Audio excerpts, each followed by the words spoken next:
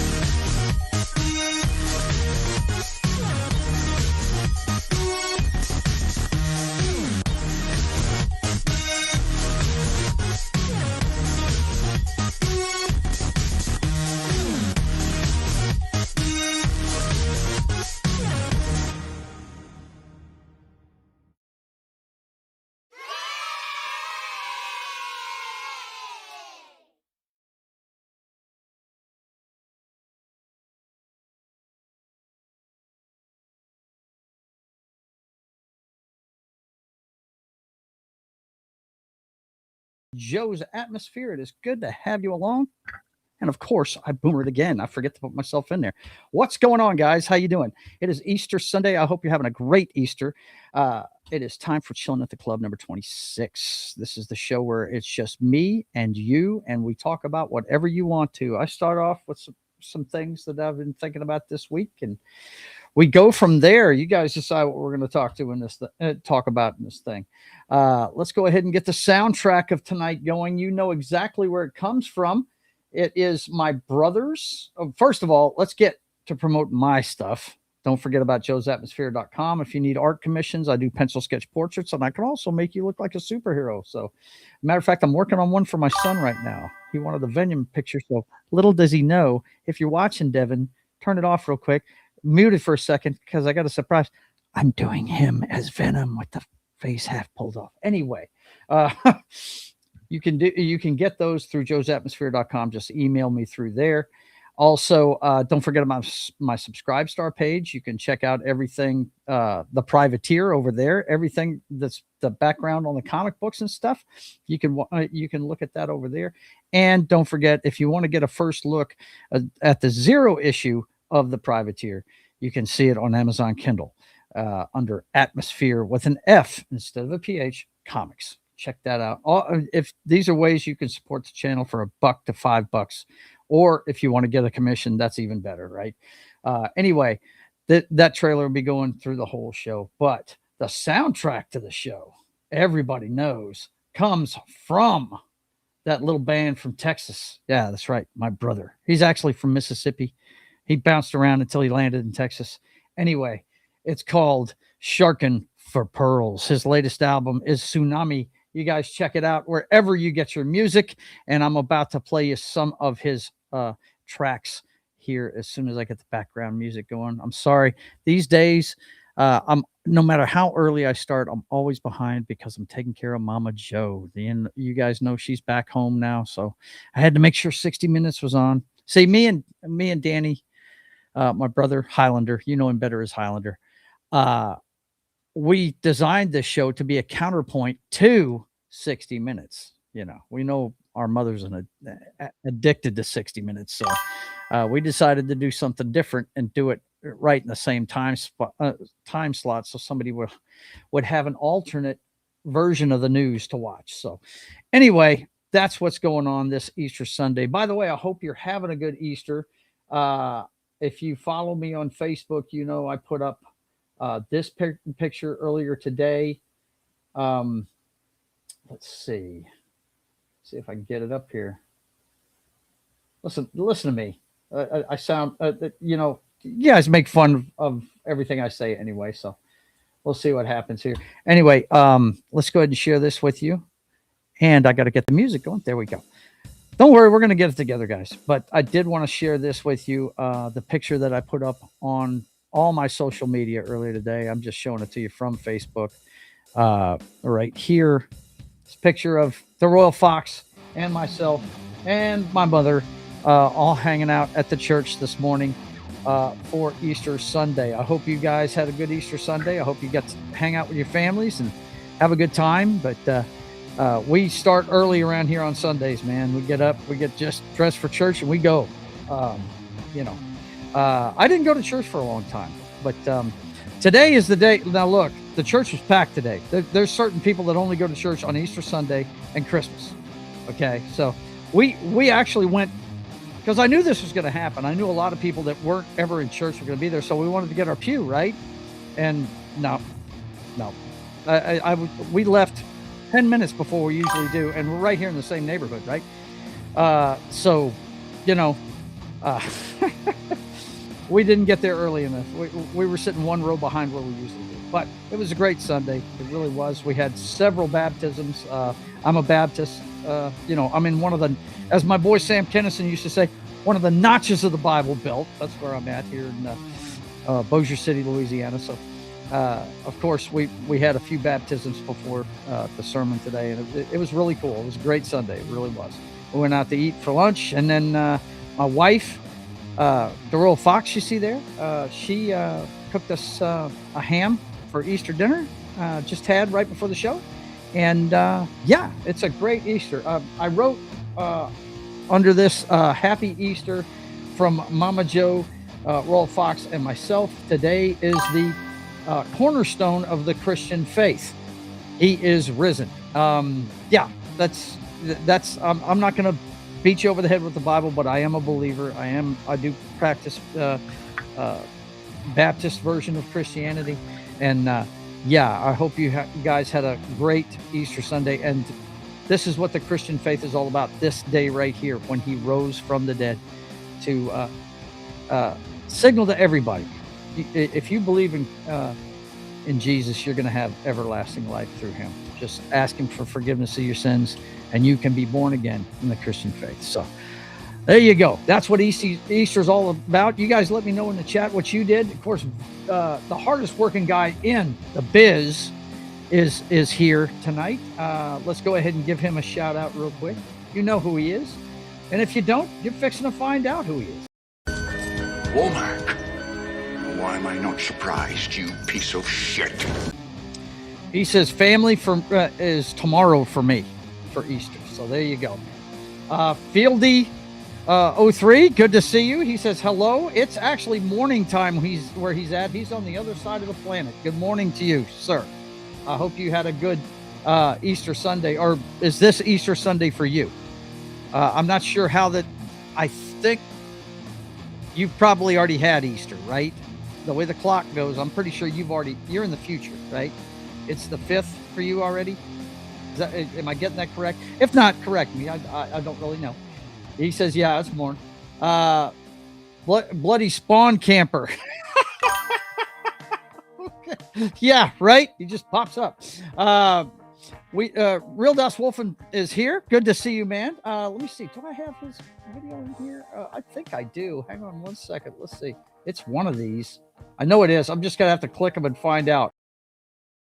Nope, that's the Sydney Sweeney one. What can I do? That is Das Wolfen right there. He asks the immortal question. What can I do? Exactly. There it is. That's Das Wolfen right there. He said, we went to my sister's for Easter lunch, and then she went overboard and had my niece and nephew hide about 80 eggs from the grandkids. Very nice, man. Very nice. Very cool. It's a fun day. We actually, I came in Friday, and guess what the staff had done at the place we're at? They had hidden eggs. They had an Easter egg hunt on Good Friday for them because it was the last day the staff was going to be there, right? They're not there on Saturday and Sunday. So, but they were raving to me about how much fun the fucking Easter egg hunt was. These are grown adults out there in the friggin' we have a rather large yard in that house at Core. And for those of you that don't know, I'm a resident manager at a rehab. Anyway, that's cool. Sounds like you guys had a good time, man. He says, yup. I guess that means he is in the future. It's the 5th for him. Well, it's good to see you, Fieldy. I'm glad we're still getting new watchers. You guys, shout out the stream, share it. Let people know we're on, man. It's just a counter to 60 minutes. If you don't want to get into the Iran war and all that bullshit, we're chilling at the club. Why is it chilling at the club? He says, thank you. Yeah, no, thank you, man. That we do this stuff for you. So I hope you're enjoying it. We call it Chillin' at the Club because I was a bartender. I was in the entertainment industry for altogether. I started in '87 and didn't quit. I had been at Libby Glass 2 years before I quit. So that was 2004. What does that make that? Is that 17 years? Let me think. 94, 04. Yeah. 17 years I was a bartender. So that's why I call it Chillin' at the Club. So you guys grab your cocktail of choice now that we've put the grandkids to bed and stuff like that. We can have a little adult beverage and celebrate the day that he rose from the dead to give us eternal life. Cheers, boys and girls. And by the way, I'm drinking out of my military police shot glass with the cross pistols. It's my favorite shot glass. Yes, I dig it. All right. Cheers, boys and girls. Here's to another week gone, and here's to Easter.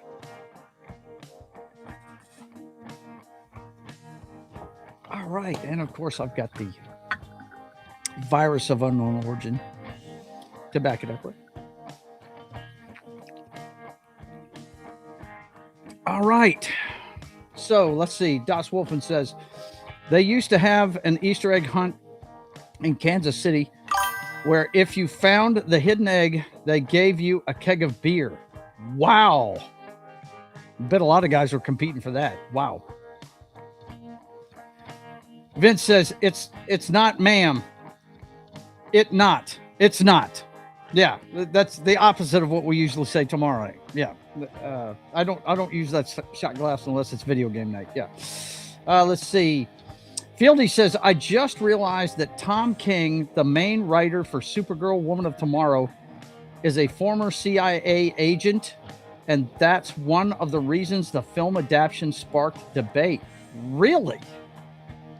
Former CIA agent? Wow. Well, I got to tell you, Fieldy, I'm not too happy after the last trailer. Yeah, we're going to get into Supergirl tonight. That's one of the things that's on board tonight. Let me get my chats going here, make sure I've got everything together with keeping track of the different channels we're on. Let's see. Nobody over on the Rumble side yet. X, I don't broadcast on anymore because they want too much money for that, man. Sorry. I love you to death, Elon. I really do. I'm glad. One of the best things that ever happened was him buying X, but he's a little too proud of some of the things. He just started making us just started. Okay. It was a bait and switch, but it's smart business. You know, he gave us Grok for free for a long time there, and a couple weeks ago he started charging for it. That's when I stopped using it. So, made enough money off of me, man. But anyway, let's take the first thing we like to do on every show where I'm talking about current topics and stuff like that. I like to show what's going on at the box office. Now, this isn't finished numbers, but it's going to be pretty close. This is the prediction for the end of tonight. Now, this is just the 3-day weekend numbers you're seeing under gross to the left. These are domestic numbers. Reason why I'm pointing this out is you'll see the difference here in a second. The Super Mario Galaxy movie made $130 million domestically, almost 131 million, 130.9 million in its 3-day run this weekend. But it's been on screens since Wednesday. The first day of it was Wednesday. And you notice the total gross domestically is 190 million. It made 60 million on Wednesday and Thursday. On a non-holiday weekend. I mean, this is people don't get off during the week before Easter. Okay? They might get Good Friday off, but that's part of the 3-day weekend, right? That's Friday, Saturday, Sunday, right? On Wednesday and Thursday, it made 60 million. That's crazy. This one's going to make $1 billion. It's going to make $1 billion. We've heard all the stuff about freaking, it's not a good movie. It's nothing but Easter eggs. I hate to tell you, boys and girls, that's what people go to see a Mario movie for, is the Easter eggs. That's the whole point of it. I mean, come on. Anyway, Super Mario is #1, clearly, but Project Hail Mary, not doing too bad. 30 million in its third week. 30 million from a streaming company, Amazon. Of course, we've talked at length about Project Hail Mary and how good it is. Knew it was going to have legs. It's #2 this weekend. The drama comes in with 14.3. Not bad for that movie. Didn't expect it to make a bunch of money. It's an A24 film. Yeah, it's got Robert Pattinson and Zendaya, but, it's more of an adult thing, and Easter really is more family friendly, so it wasn't going to make near as much this weekend. From what I've been seeing from the people that have reviewed it, it's a mixed bag, but most of them are on the positive side about this movie. It's kind of a dark comedy kind of thing, but it's more of a drama. It's an adult show. Hoppers with 5.8 million. Yeah, it's going to drop off a cliff now that Mario's here. It's done. Its run is finished, and domestically, it's like 150 million. I don't even think it's going to crack 200 million on the domestic side. And then you've got Reminders of Him with 2.2 million. Yeah, it's a serious drop off after those 3 movies. So that's your box office for this weekend. Nobody's shocked by the numbers coming out of Mario. Let's go ahead and look at worldwide so far. In one weekend, worldwide, Mario has made $372 million. It's it's over a third of the way to $1 billion already in one weekend. So, wow, amazing! What a deal, huh? That's crazy. Knew it was going to happen though. The success of the first one, plus you got Brie Larson added to the cast this time. They've got another guy playing a Fox character. Look, I really can't speak to Mario. Okay, I am not a huge fan. I played it, but that was not my kind of game. Those side scrollers just weren't my thing. They weren't. When everybody was playing side scrollers, I was playing fighting games. That's what I was playing. Mortal Kombat, Street Fighter. Everybody knows my favorite fighting game ever. Oh. Up out of there. Eternal Champions, boys and girls. My favorite ever. Love this game. And the Sega Genesis. That was my favorite fighting game of all time. But anybody that follows the channel, you know, that's what it is. Let's see. Ildy says, if I'm not mistaken, he must be talking about Tom King being a CIA guy. Let's see. He says, Thomas Craig King, born July 15th, 1978, is an American author, comic book writer, and former CIA officer. Good for him. Good for him. That and Grandma... Stop it. Let's see. Fieldy put an emoji up, apparently. A cat orange whistling. Okay, cool. Let's see. There are rumors that Elon thinking of buying OnlyFans and shutting it down. Ooh, how many people would be pissed about that? How many of the, I think they're called thoughts, T-H-O-T, and I've never understood why they call them that. But how many of the thoughts would be pissed off about that, huh? Wow. Yeah, I mean, I think that would be a good thing.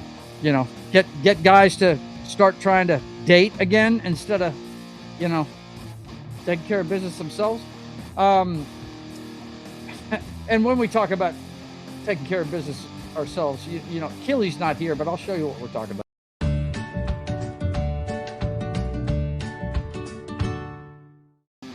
Yeah. You know what we're talking about.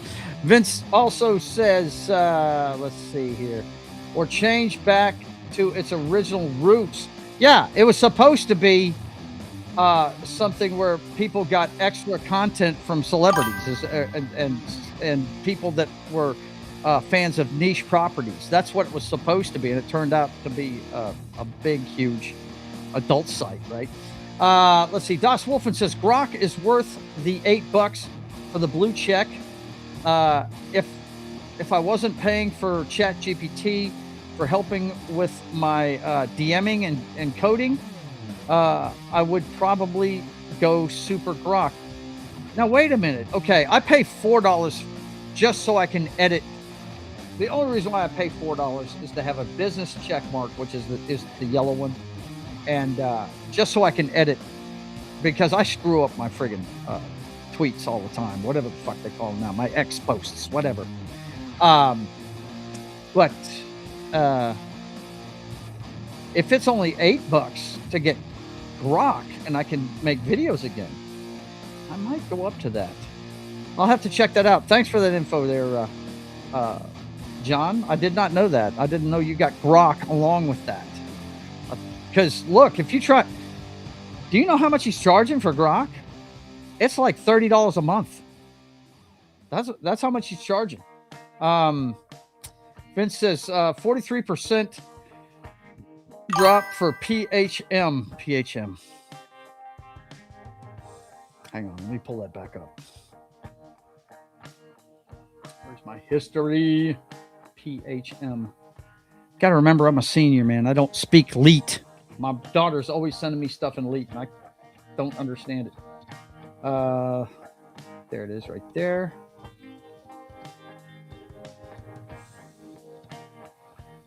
Let's see. PHM. Oh, Project Hail Mary. Okay. Sorry. I had to look it up, man. I didn't know. Sorry. 43% drop. Well, you knew that was coming, man. Super Mario was starting. it had a good 2-week run. Look, last week it was only a 33% drop, which is really good. It really did well. The drop between here, I think I could show you that. Hang on 1 second. Hit weekend. Yeah, last weekend. You'll see here it only had a 32.8% drop. That's really good. And it added 70 theaters. So, yeah. For that kind of movie, that's excellent, man. That's excellent. Okay, let's see. Let's get back over to that. And I'll just keep it up in case you guys have any questions or anything. We'll talk about it. But yeah, Super Mario, a third of the way to $1 billion already. And you know it's going to have legs, man. Summer's just getting, summer's right around the corner. Okay, so let's see what else we got here. Fieldy says, and next year Ryan Gosling will return in the film Star Wars Starfighter. No doubt. I think in the next few years he will continue coming back to sci-fi movies. Yeah, and I tell you what, Fieldy, I've discussed this before, but Ryan Gosling I was not a big fan of because he used to do nothing but rom-coms and stuff like that. And then I saw the movie Drive. And if you guys have never seen this movie, first of all, the cast is off the chain. The cast is crazy good. Hang on a second. Let me pull this up. From 2011. 15 years old now, this movie is. Seems like it just came out with this movie yesterday, man. But Drive, if you've never seen this flick, seek it out and watch it. I was not a fan of this guy until I saw this movie. I said, oh shit, this guy can do tough guy. I mean, he's a getaway driver for bad guys. He's a stunt driver and a mechanic by day, and by night, he's a hired driver for guys that are pulling off heists and shit like that. And he has very specific rules and shit like that. It's a great movie, man. If you've never seen it, check out this cast, dude. Check this cast out. Ryan Gosling, Carey Mulligan, Bryan Cranston from Breaking Bad, Albert Brooks, one of the greatest comedic actors and writers of all time, plays a mob boss in this, guys. And he's fantastic at it. Oscar Isaacs, Christina Hendricks, Ron Perlman. I mean, the list goes on, dude. It is a fantastic film, but it's one of those movies, there's not much dialogue. It's all told through pictures, man, and it is a fantastic movie. It is really good. I love the director. His name is Nicholas Winding Refn, and Winding Refn, and Ryan Gosling did another movie with him called Only God Forgives, and it's a little bit stranger, but it's another tough guy movie. But Ryan Gosling really that one didn't do too well because a lot of people thought he was the lead guy, and he wasn't. It was another guy that was the lead guy in it, and I think he's either Filipino or Taiwanese or something like that. I can't remember what nationality he is, but yeah, Only God Forgives. Different kind of movie. I didn't like it as much as Drive, but when I saw Drive, I said, okay, I'm gonna start watching this guy. He can do some good stuff. And then of course, he made the Blade Runner movie, which a lot of people just adore Blade Runner. I adored Blade Runner for one reason and one reason only.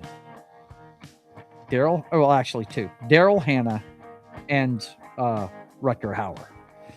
Rutger Hauer, how he didn't win an Academy Award for that movie is beyond me, man. That scene on the roof at the end of it is it's one of the greatest scenes ever shot in a movie.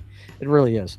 But I didn't think it warranted a sequel, so I didn't go see the new one with Ryan Gosling. But I did see The Nice Guys with him and Russell Crowe. Fucking great movie. If you've never seen that one, it's funny. That's what I love about this guy. And then he makes The Fall Guy a couple of years ago, and I adore that movie because I am a huge stunt guy. I mean, I'm not a stunt guy, but I love stunt men. When I was a kid, I was a huge Burt Reynolds fan. And if you know anything about the lore of Burt Reynolds, you know he was a football player, which my favorite sport. We do a show on it every year during the NFL season. But The other thing I dug about him was he did his own stunts. If you've ever seen the movie Deliverance, that whole river scene where he's crashing over the waterfalls and shit, that's all him. That's not a stunt man. That's Burt Reynolds doing his own stunts.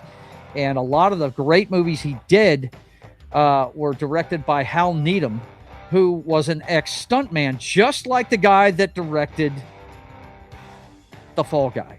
He's another guy that was an ex-stuntman and got into the director's chair. So I am a huge fan of stunts. I'm a big C. Thomas Howell fan, and his dad was a stuntman. I found that out not too long ago. Whenever he was on The Walking Dead, he was talking about how his dad was a stuntman in Hollywood before he came up. So I always pay attention to the stuntmen and the really good ones and stuff. And if you like real stunts and real action, definitely watch The Fall Guy. If you missed the boat on that one, a lot of people did. A lot of people. It was kind of at the end of COVID. You know, people still hadn't gotten back to the theaters yet, and a lot of good movies went unseen at that time because a lot of people were kind of skittish to go back to the theater. But man, dude, yeah, watch The Fall Guy. It's great. And then, of course, we all know about how he's doing with Project Hail Mary. Real Das Wolfen says Zendaya fatigue is real. I don't have Zendaya fatigue, but I can understand where some people do. The one film she doesn't need to be in is Spider-Man. That is my one knock on the MCU Spider-Man is her being MJ. Make her another character. That's not MJ. I'm sorry. But then again, you got to remember, I'm 60, fixing to be 61. They don't make these movies for me. They make them for younger people, not me. Fieldy says Zendaya is everywhere this year. Yeah, she's got 5 different properties coming out. She got that one that come out this weekend. She's got Dune. She's got Spider-Man, Brand New Day. There's 2 other ones. Oh yeah, Euphoria. The 3rd season of Euphoria comes out, and I can't remember what the last one is. We'll look it up here in a minute. Glenn Powell is Star Fox. Okay, there you go. That's the Fox character I was talking about. Yeah, let's take a look at that real quick. I did want to talk about that a little bit because I want to talk about Supergirl, and we're gonna start though with the discussion of the Super Mario Galaxy movie. Now, like I said, I'm not a huge fan of this property. I did not play the games. I'm just not into jumping up and down on side scrollers. And there's actually a thing in DC Universe online where you have to hop between floating islands in this magic place. I think it's called Shattered Gotham, I think is what it's called, something like that. It's a Justice League Dark DLC where you're running around with John Constantine and Captain Marvel and Zatanna and the Dead Man, Swamp Thing. I mean, if you know the comic books, you know Justice League Dark.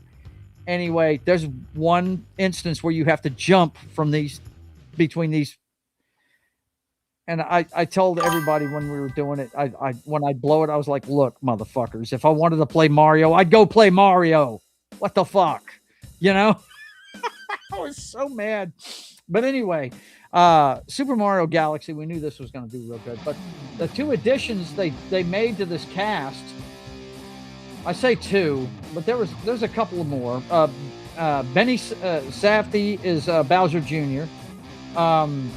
We've got, where is Glenn Powell at? I know he's in here. Where is he? Of course, Anya Taylor-Joy is Princess Peach, but Brie Larson's a new one as Rosalina. Okay, and where is Glenn Powell? He should be on this list. There he is, Fox McCloud. Apparently, this is a very popular character. Once again, guys, you tell me in the chat. I don't know, but the voices are great, and what I'm digging about this, and one of the reasons why it's making a lot of money. This young lady has learned her lesson from her days in the MCU, okay? And it really started shortly after the press tour for Endgame. Because if you remember back then, she really fucked up the press tour. And I think the creme de la creme was when she was saying she didn't need 40-year-old white dudes to tell her what she needed to be doing in a movie, something like that. It was at an awards thing. And that's where she really, messed it up. Of course, the ones she did with her screen mates were really bad. But you got to give it to her. She realized she fucked up, and she has learned her lesson. She stayed away from controversy during the presser for this stuff. Matter of fact, you didn't hear from her very much at all. And she went on YouTube. And now look, a lot of people give her grief for what she did during the Endgame thing, but you can't get mad at her for this. She is a Nintendo fan. She's a confirmed one, and she loves playing these games. And so she used that, and she leaned into that, and she learned a lesson about being controversial, And we've all seen that a lot of this stuff that's going on. We're fixing to talk about Supergirl and what happened with that this week. Oh my God. I mean, talk about, they just basically killed any goodwill they had with the fans of that property. Look, boys and girls, this is no surprise to anyone. I'm a huge Supergirl fan. If you couldn't tell by that comic book right there, and these two right here up top there are Supergirl comic books, and that is a Supergirl action figure right there. Okay, I am a Supergirl fan, and I tell everybody that the New 52 version of Supergirl was the best thing in New 52. A lot of people say, don't even read that shit, because from what I hear, they fucked up the other ones, but the only one I buy books of is Supergirl. And I've got every issue of the New 52 run, and I highly recommend it, man. One of those, matter of fact, the best storyline. Hang on 1 second while I go get it. It's right here.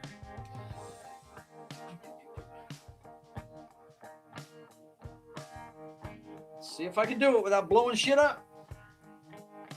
Got a lot of stuff between me and there. Hang on. Take my headset off.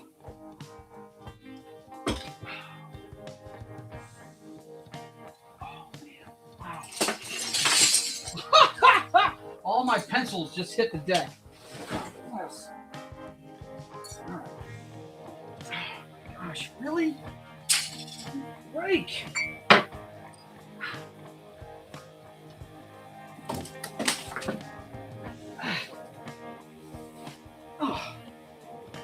God, man.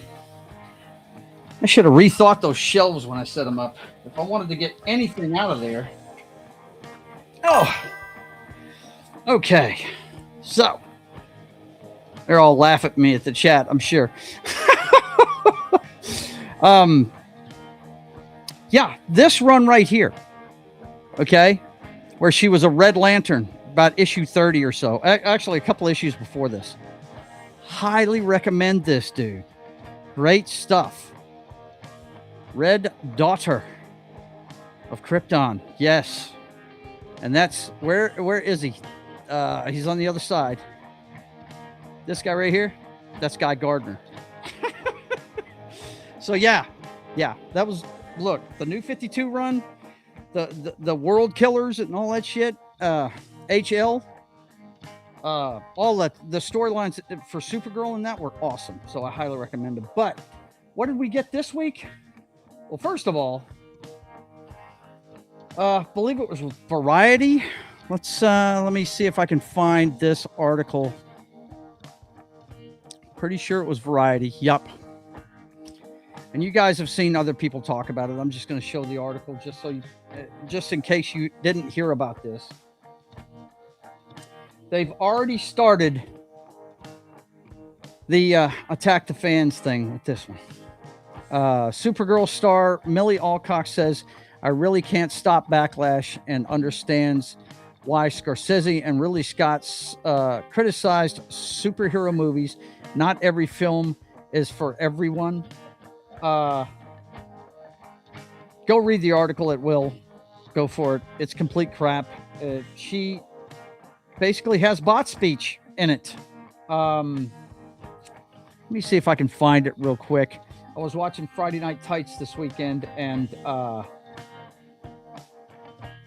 Gary from Nerdrotic actually talked about Little Platoon's answer to this thing. Let me see if I can find him. Little Platoon. Where is he? Search Little Platoon. I'm not sure. Vince, if you know what the link is for Little Platoon, please throw it in there for me. Because I think I'm following him, but I follow a lot of people. It would take a while for me to find him. Hang on. Pretty sure he's called Little Platoon. See if I can find him here. None of these look like his avatar. The Little Platoon podcast. Yep, there it is. Okay, I found it. All right, now let me see if I can find the tweet.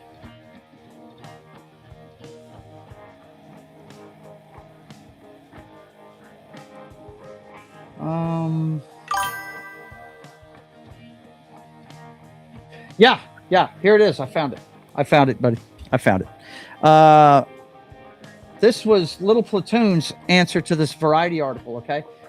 He says it's like, let me go ahead and blow it up a little bit so maybe you guys can read it on the screen. It's like some invasion of the body snatchers type thing. Young women go to Hollywood, seemingly normal, even quite talented, and they come out saying not only the same asinine things, but in exactly the same asinine way. Nobody who has not been body swapped by a pod uses phrases like ownership of women's bodies. Nobody. It's pod speak. You can always tell pod speak because the words are the same and the speaker is totally interchangeable. They do not think, they recite. And I have to agree with Gary that is a great way to put this in its place. She's been coached to talk like this. She doesn't talk like this. You're giving actors way too much credit if you think they talk like this. Stupid. But not only did we have that about the new Supergirl movie, but oh my God, this was horrible. I know I bookmarked this, so this won't be hard for me to find at all. Yeah. Here we go. The backlash from this was crazy. I even tweeted about it. Well, actually, let's go ahead and show my tweet first, because that was, I had fun putting that together. This is the one I put up. Because I saw this series of pictures and I saved them when I saw it. I just can't remember who put it on there, right? It says, I don't know where I saw this. I simply cannot unsee it now. Hashtag Supergirl. You see what it is here. It's one of those cave girls from one of those cartoons, Saturday morning cartoons. I also, wait, but look, I'm a very small YouTuber. I'm a very small social media presence. You see there's no comments here, right? Wait till you see the one I bookmarked. Oh my God, this is craziness. Hang on, let me pull this thing up. The one that, yeah, here it is, right here. You wait until you see the damn comments on this thing. Going to the pictures, said Supergirl looks like a 45-year-old who has smoked 40 fags in a day since she was 15, lives in a council house, and has 4 kids with 4 different men. The memes are crazy on this, but I want to be clear about this, guys. You see how hideous she looks in this picture, and it's a still frame from the trailer. And I'm not showing the trailer again because the trailer pissed me off so bad it's not even funny, and I'll get to that in a second. But this is not on her. Okay?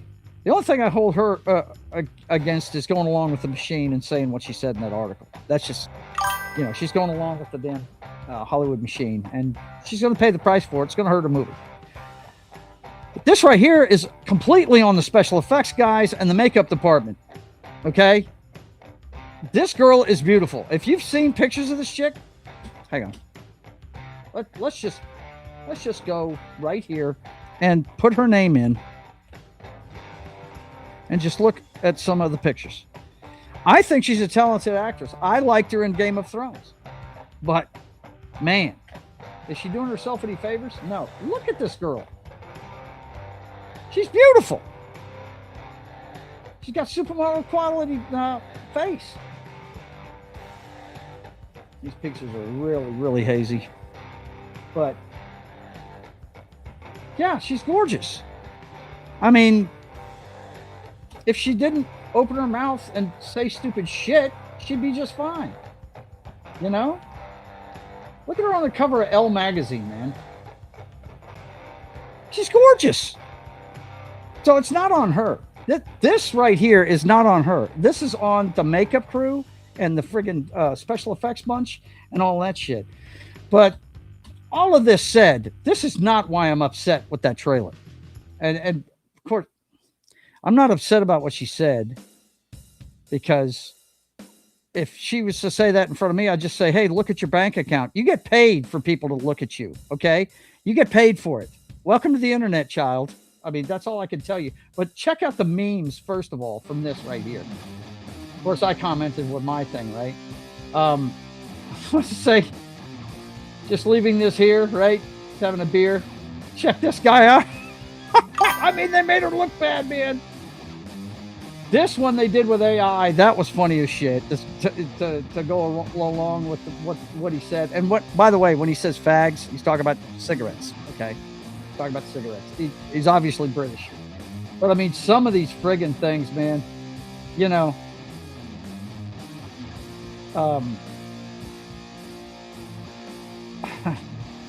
where's the one that I was thinking of, man, that's pretty funny? Let's see. Yeah, here you go. They're comparing her to the feral kid in Mad Max. I mean, yeah. And it's not her fault either. That is all on. I mean, you'll see tons of that. Once somebody said that, oh yeah, they've got another actor's face over her face right there. But anyway, it just goes on and on. You know, it's crazy. They came up with some wild shit for her. But this is the internet, chick, and it always wins. You cannot beat the internet. It's always going to win. Who says that? My man Jeremy Grimes from Geeks and Gamers. That is his deal. But what pissed me off about the Supergirl movie and this trailer, I'll tell you exactly what it was. And it's not Millie Alcock. I like her as Supergirl. She looks good in the outfit and everything. Pretty sure I put a tweet out about this. What is it? Thought I did. Hang on. My boomer ass is going to take a second to find it. Let's see. Where is it? Maybe it's under. It might be under replies. I don't think it should be, though. I could have sworn I put that as a regular tweet. Oh well, I know I put it on Facebook. Hang on. I'll find it over there. Let's see. Where is the Supergirl posting? Here it is. Here it is. Here it is. Yes. Okay. See more. Go ahead and click on that. Why can't I show that in the middle of the screen? That's weird. No. Okay. Well, anyway, I can blow this up big enough for you guys to see it, I think. Oh, come on now. Now I gotta scroll back down to it because I blew everything up so big. I know it's here.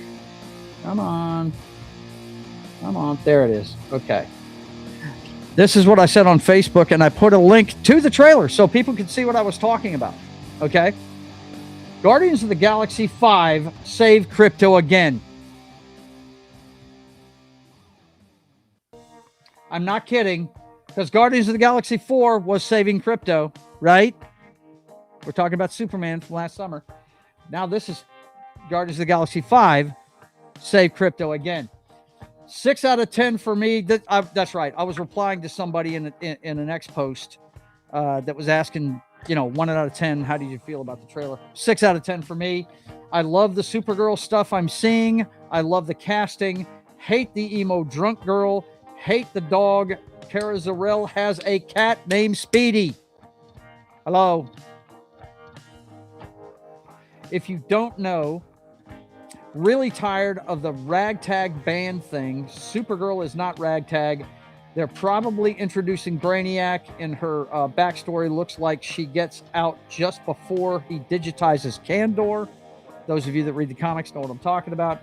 Much like the Superman movie before it, I'll probably dig the all 15 minutes of Supergirl stuff we get. And that'll be it. It'll be 15 minutes of Supergirl. Looks like Lobo will be the Mr. Terrific of this one. Okay. They're selling Lobo on this thing. Which means we'll forget Millie Alcock's Made of Might. That was my take on that trailer, and I stand by it. And those of you that watch the channel know I was cautiously optimistic after seeing the teaser. After seeing this trailer, I'm not optimistic at all. I'm going to go see it, but man, am I bummed about that one. All right, let's catch up with the chat real quick. I saw, see, we got new people coming in. Flyer says, if Avengers Doomsday moves its release date forward to December 11th, 2026, it likely means they don't want to compete directly with Dune Part 3. What they want, Fieldy, it's not that they don't want to go up against Dune. Let's face it, in a one-on-one fight, MCU is going to beat Dune, hands down. Dune is a niche science fiction property, okay? The first one, now, I've talked about this before. A lot of people that are big Dune fanatics that read the books don't like some of the stuff in it, but on the whole, most people like what's going on with Dune in the movies, okay? But you got to face it, they were put out at bad times. I mean, the first one was put out shortly after COVID, and it hurt its box office. The second one, a lot of people didn't see the first one, so they didn't see the second one, that kind of thing. What they're doing here is they're going to help out their box office by getting the IMAX screens, because they were supposed to open up right close to each other, and they're moving up because Dune has exclusive rights to the IMAX screens for their first 3 weeks in the theater, and they're going to open the same week, which means Doomsday would have no IMAX showings for 3 weeks. Its first 3 weeks would have no IMAX showings at all. This is why they're moving it. They want to get the IMAX money. Okay. And if you know anything about these movies, the IMAX money is really early in the run. Okay. That's when people go see it in IMAX. Okay. So let's go ahead and continue. Vince says, my OG fighting game was Kung Fu for the Commodore 64. Really? Very cool. I never owned a Commodore, so I don't know much about that. Yes, that was when I was showing what we were talking about, self-gratification. OF was originally a site similar to Patreon and Subscribestar. Yes, it was. It was taken over by Porn Thoughts. That's right. I've never, Fieldy says, I've never read any of the Andy Weir novels, but I'll give them a try maybe soon.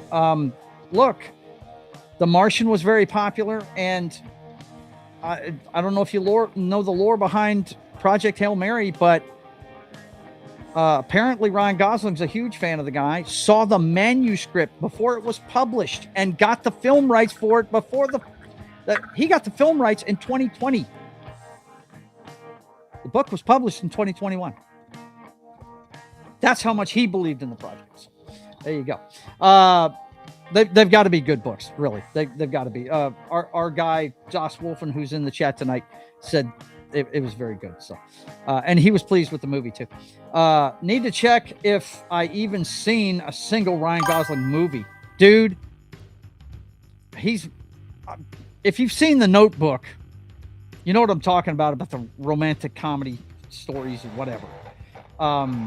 He's been in some good stuff, man. Check out his filmography. He's good. Really? Not Sean Young? Blade Runner?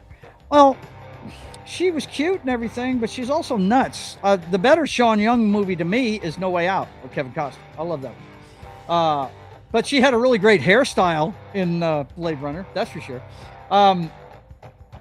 What surprised me the most, Fieldy says, and felt really interesting was actually in 2023 when he played Ken in the Barbie. Yes!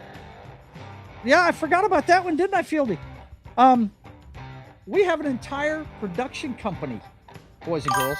An entire production company designed around his character of Ken. It's the Mojo Dojo Casa House production company.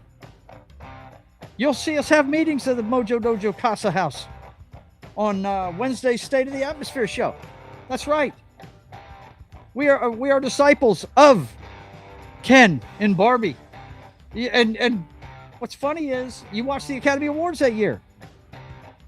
Was anybody talking about Margot Robbie walking out of Barbie? No, they were all talking about Ken. They were all talking about Ken. He was the hit of the fucking movie. Let's see. We've got a lot of chats for me to catch up on. Man, you guys are keeping me busy tonight. Let's see. Let me catch back up. Okay. The Unknown Stuntman song, Fall Guy theme song, says otherwise. Okay. Otherwise about... I'm not sure what that... I'm a little late in the chat there. I don't know what that one's about, Viz. OG show, no idea if it was in the movie. Yes, it is during the credits. The beginning of the credits at the end of that movie, they show you all the actual stunts that are in the movie. Kind of like... you know, Cannonball Run, the old Burt Reynolds movies. That's why I love this movie so much, man. It's a lot like the old Burt Reynolds movies. Cannonball Run and Hooper specifically showed you the stunts that were in the movie during the credits, right? And that's when they played The Unknown Stuntman. Yes, that song is in the movie. And Lee Majors has a cameo after that part in the credits. It's like a mid-credits scene. You know, they show you all the stunts that are in the movie, which are extensive. They do a lot of stunts in that flick, and it's great. And then you have the Lee Majors mid-credit scene, and it's pretty cool. Yeah. It's loosely based on the show, though. He's not a bounty hunter in it. Although I'd love to see him make a sequel, you know, where the truck's in it, the original truck and everything is in it, you know. Yeah, okay. He says, the Unknown Stuntman. Hang on, let me scroll down here, and then I'll have to go back. He says the Unknown Stuntman comment was about Burt Reynolds doing his own stunts. Yeah, right. Because, you know, usually it's a stuntman doing that, but it was actually Burt doing it for his. Okay, let's go back up here. Okay. Not my MJ, and neither was Kirsten Dunst. Her flirty looks like she is stoned. Vince, I never liked her as MJ either. MJ is a supermodel. Okay? You needed, I hate to say this, but you needed somebody with Sophie Turner looks. Okay? Or Femke Janssen. Those two girls that played Jean Grey, that's the quality a chick should have been playing MJ. Okay? She's a supermodel. If you know about the comic books. Real Das Wolfen says Star Fox is from a piloting game, not a side scroller. Okay. I don't know, man. I really don't know.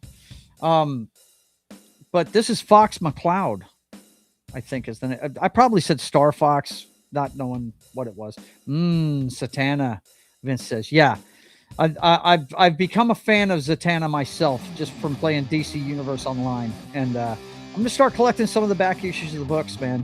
Adam Hughes, by the way, has done some great drawings of her. If you're a fan of Adam Hughes comic art, I'll show some of that here in a little bit. Let's see. Oh, we're at the 1 hour mark already. You guys are keeping me rolling tonight. Okay. Let's go ahead and do a shot for the 1 hour mark. Grab your cocktail of choice. Serve it up to yourself. And here's to you guys. Here's to, I hope you have a great week after Easter. I really do. Cheers.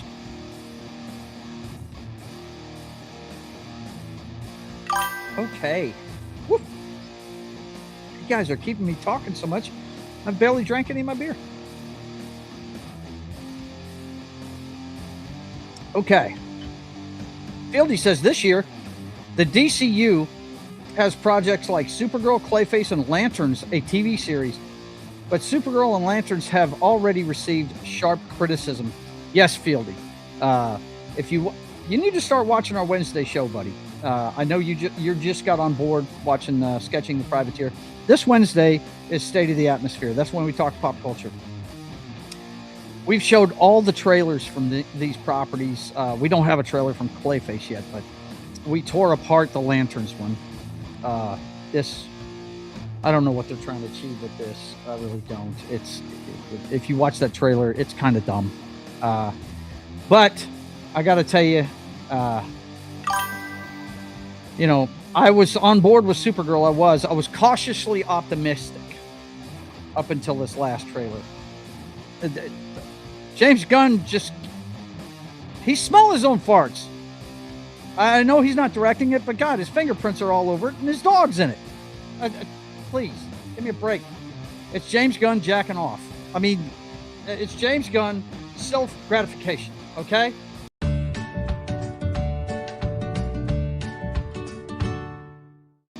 believe we know what it is. You know what I'm saying? I believe we know what it is. Let's see. Where did I leave off? I'm trying to get through all of this here. Okay. Do a barrel roll. Yeah, right? Let's see. Finally, Brie Larson is back after 3 years following the strange situation that happened with the Marvels. You know what, though? Look back at the Marvels. She wasn't the problem with that movie. She actually, in the movie, she looked like she was mailing it in because it was mostly about the other two girls, and she was a sidekick in her own movie. And look at the press tour for that one. Didn't hear a word from her. She'd learned her lesson by then. Can't blame Brie Larson for Marvels. That's squarely on the writers for the MCU. Black Girl Magic. You know what I'm saying? Stupid shit. She's been on a comeback for a while now. To be honest, was just Donna Wright that I haven't heard from her in the last years. Not sure what that means. Kind of broken English there, Vince. Let's see. To be honest, was just Donna Wright that I haven't heard from her in the last years. Okay, cool. Let's see. Fieldy says, because of that, I've been collecting some DC compact comics that are being adapted or have already been released, and have after reading a bit of Supergirl, Woman of Tomorrow, and okay. From what I understand, she goes after Crypto in that story too, but I just don't care. We just had an overdose of that dog in the last Kryptonian movie, and now we're going to have another one. Please. Fieldy says, I kind of understand what's going on now a little. I'm not even going to read it. Oh my gosh. Tim is here. I'm sorry if this is too late, bro, but I'm playing it now. My brother from another mother. It says his name is Fuck Headquarters 2005, but I have to tell you, boys and girls, that is not his name, okay? His real name is this.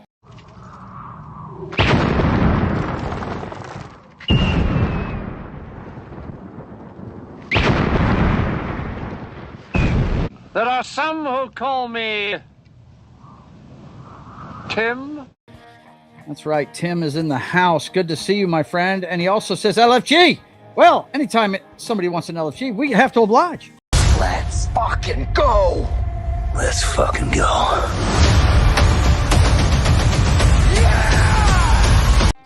I mean, you know what, guys? I thought that was going to get old after a while. It doesn't.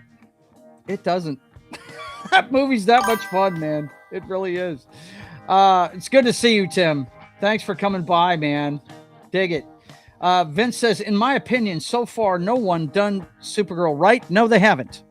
You're absolutely correct. The best version we've had so far, looks-wise, is Helen Slater in the original movie. That looks like Supergirl. Okay, that's it. The hottest Supergirl so far has been on Smallville. Vanderhoot. However you pronounce it, it's a German name, I'm sure. She's the hottest one so far. But the closest to the character, okay, and you can say what you want, guys. I've read every version of Supergirl there is. The 70s cheerful stuff, you know, with the 70s look and all that stuff, with the hairband and everything. From there to the Michael Turner Supergirl days there in the 90s. Still a little bit bright, but a little bit more grounded story. Where she got trained on Themyscira and stuff like that. To the New 52, which I really dig. It's my favorite run of Supergirl, actually, myself. And I'm reading the new ones now, and I don't think I saw Woman of Tomorrow. I might have it. I'm not sure. You know, these days, I don't even read them. I just bag them, board them, and throw them in a box just to support my comic book store. But the closest one to the character, and let me explain one more time. Anybody that watches my channel has heard me say this a million times, but I know we've got new folks, and I got to explain it again. But I'll give you the Reader's Digest version. She was supposed to be Cal's protector. She is a teenager when she leaves Krypton. She's not a baby. Cal is so human because that's all he knows is humanity. He knows nothing about Krypton. The only thing he knows about Krypton is what he's learned in the Fortress. That's it. Okay? He has knowledge of Krypton. He has not smelled Krypton. He has not touched Krypton. He has not done any of that. He's never lived on Krypton and understood its culture. He's never done that. She has. She was a teenager when it happened, and she's pissed off it's gone. If you want to know who I think did the best job with the character, it's Sasha Calle in the Flash movie. I know it's a garbage movie, but the Supergirl stuff, the character. Now, I wish they would have given her a blonde wig, you know, and made her look like Supergirl. That's more of a Superwoman type character that was in one of the multiverses. But as far as the character goes, that's her. That's her. Let me finish what Vince is saying. In my opinion, so far, no one has done Supergirl right. She needs to be a not angry like Sasha Flash or a drunkard. No, I do like Sasha Calle's because it's a controlled anger. She's mad. Look, like I showed you right here. She was so rage-filled, she became a Red Lantern. As a matter of fact, in comic book lore, she's the only being that has ever taken off a red ring and survived it. Okay? So yeah, she's got a little bit of anger, but it's not overboard. Okay? No, the drunkard thing I don't like. No.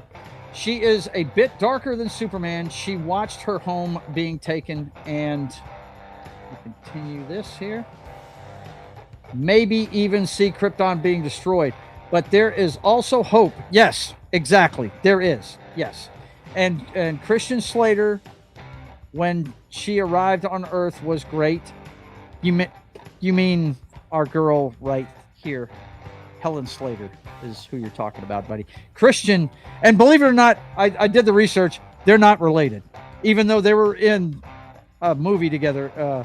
What was that called? The Ballad of Billie Jean or something like that? I can't remember. The Legend of Billie Jean. That's it. Yeah, back in the day. Anyway, no, that's Helen Slater you're talking about. When she arrived on Earth was great. Then came the rest of the film. Yeah, when she first showed up, it was fantastic. It really was. Okay, let's see. Smoked a fag has a different meaning in America. Yeah, right. It sure does. Let's see. Show us the trailer again. Here we go. Tim says, Tim, why do you want to subject me to this, man? I'll give you the here we go. Yeah, bingo! You're going to make me do this? Okay. Look, this is what I'm going to do. This is what I'm going to do for you. You want to see the trailer again, right, Tim? Fine. I need to go to the bucket. So you know what I'm going to do? I'm going to show you the trailer. And I'm just going to put it up here. I'm going to run to the bathroom. I'm going to get me a fresh beer that doesn't taste like warm pee. And you guys can enjoy all 2.5 minutes of this Guardians of the Galaxy 5 trailer. How's that? Let's see. Supergirl.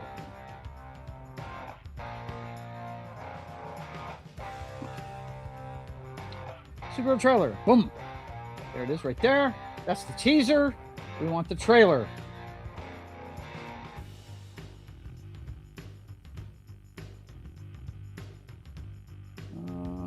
Come on, where is it? There it is. Official trailer. 1 million views. 1 million views. That's it. 1 million views. Wow. Okay, pause. Let's undo it. The reason why I'm going to do this is, one, so I can pee real quick and get a beer. But the other reason why I'm going to do it is I don't want to watch it. I've seen it already, and it upset me. It did. But I could be. I hope I'm wrong. Hope I'm wrong. But what we're going to do is we're going to go ahead and play this. I'm going to put it full screen so that you guys can see it. And it's going to get hit, so I'll just cut it out of the video later. It's fine. Let's go ahead and go full screen here. And we'll go ahead and tap that. And we'll go ahead and leave the trailer still up. All right, boys and girls. Here it is. The Supergirl trailer. Oh, wait. I've got to put it on with sound. Hang on. Let's do this correctly. If I get up and you guys aren't hearing it, I would be upset. Okay, let's share. Let's pause the music. And let's give you what Tim wants. Not what we want, but what Tim wants. It is a chat-driven stream, and he wants to see it again. Here you go. Here is the trailer. Hang on, let's see. Do I have that clip? I think I do. Where is it? Where is it? Yes! Here's the trailer.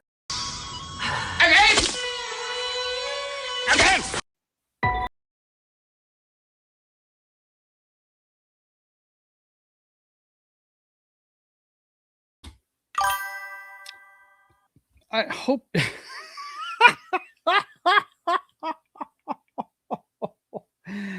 Oh, here we go. Let's see. In the middle of that, I'm sorry I tortured you, Martin. Martin, I'm sorry. He says, greetings, my excellent friends. Yes, it's good to see you. I mean, oh, God. Let's see. Let's finish saying hi to Martin. Yeah, Martin says to Vince, why am I not surprised? Of course, he's talking about this clip right here that our man Vince loves so much. Womack, why am I not surprised, you piece of shit? Kara Zorwick, huh, Martin? Yeah, right? What the fuck? He says, hello, Joe. It's good to see you, man. I might even try. Let's see how long I can stay in the Droopy Drobe character tonight. Especially after watching that trailer again, I feel like I might have had a stroke. This could be correct language, but he also says LFG and HWG. Now, we explained to you last night, Martin, that you cannot use HWG to get the video. You must spell it out, okay? So we will give you the LFG. That's a given, for sure. Let's fucking go. Let's fucking go.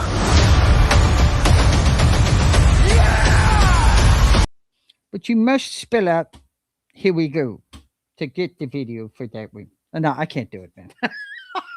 I sound too stupid doing that. Okay. Let's see what else we got here. Fieldy says, my dear and respected friends, I have some homework that I need to finish, and it's already 9:16 in the morning. I really appreciate all of you for taking the time to listen to my opinion. Buddy, we appreciate your opinion. Thank you for coming by. Appreciate it. But if you watch the trailer, and you've heard me talk about it, you know why I'm upset with this movie. It's the same shit again. Same stuff. Vince says, just noticed she has the same headphones as Star-Lord. You just noticed that? Vince, you're a little late to the party, pal. Let me hang on a second. Supergirl poster. Let's just punch that in. I'm sure I can find it in no time flat. Where is it? There it is. Here we go. There you go, Martin. I said it for you, so now I'm gonna play it for you. Yeah, there you go. She has been wearing the same Star-Lord frickin' trench coat and earbuds since the first fucking poster, my friend. Okay? As you can see here, that's Star-Lord's trench coat, which she wears at the end of the Superman movie, and the earbuds. Just saying. Guardians of the Galaxy 5, saving crypto again. I'm telling you, that's what this is. And it's not... Like I said, I'll probably like all 15 minutes of the Supergirl stuff we get. Vince says, maybe someone should have offed Kara Zawick's dog. That's what that guy was trying to do in the trailer. I wasn't watching or lurking at the Supergirl stuff. I hear you, but or looking at the Supergirl stuff. I hear you, buddy. I hear you. I understand. I understand why people are checking out. I do. I'm once again, I'll say it again. Huge fan. Huge fan. I've met her. I've met Helen Slater. I've met the OG. Okay. I've taken a picture with the OG. I think I've shown you guys. Oh, it's right here. I forgot. It's right here next to me, so I can show it anytime I want to. The subject hasn't come up in a while. Me and Helen Slater together. Guys, I'm 5'11". She's tall. The girl is tall. Okay.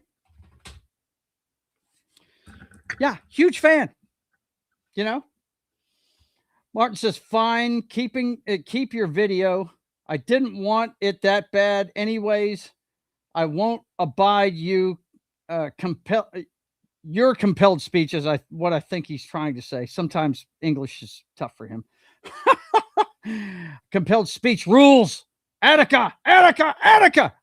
Funny you mentioned that. Hang on just a second. You guys are going to make me pull everything off the walls tonight, right?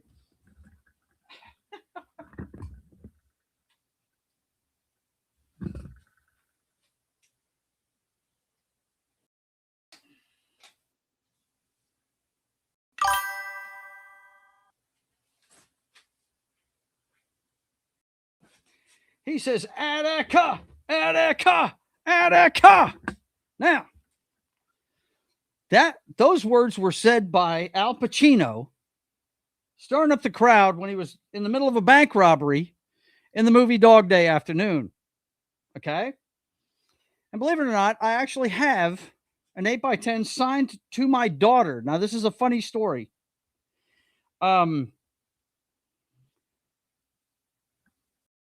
Here it is right here.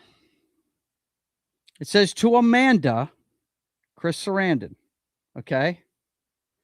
And I think, yeah, Leon, that's the name of the character. This was the first part he played in a major motion picture. Chris Sarandon. You guys may think you don't know who this is, but he has got generations of people that are adoring fans of this guy. Okay. This was his first part, and he won the Academy Award for Best Supporting Actor. Now, get this. I'll have to look up what year it was, but it was in the late 70s when he is maybe mid 70s. He was a transgender man, and Al Pacino was his boyfriend, and he was knocking off a bank to get the money for his sex change, the character. And he's played by Chris Sarandon. Now, my dad was a big fan of this, of the movie and of Chris Sarandon. Okay. And I saw the movie when I was young, and I actually got the one I got when and by the way, we met him at a con. This is my lovely daughter, Amanda, my baby daughter, and her husband, to her left in the picture, the way you're seeing it, Jared, and that's Chris, and that's me, of course, with the Spider-Man shirt on. But she wanted to meet him because she's a big fan of him in Fright Night as Jerry Dandridge, the vampire in it. And she's an even bigger fan of The Nightmare Before Christmas. And he, of course, is the voice of Jack. This guy has generations of fans. All right. So yeah, when you said Attica, I had to share that one out, buddy. Was it 1975, Vince? Okay, there you go. Yep. Let's see. Helen Slater is only 5'8". The rest are heels. Yeah, but 5'8" is pretty tall for a girl. Okay. That's all there is to it. I'm just telling you.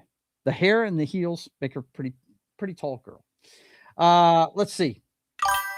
Fieldy says, be kindly affectionate to one another with brotherly love and honor giving preference to one another. Very nice, man. I like that. I like that a lot. Let's see what else we got here. Yeah, 1975. That was a long time ago in a galaxy far, far away. 2 years later, that movie came out.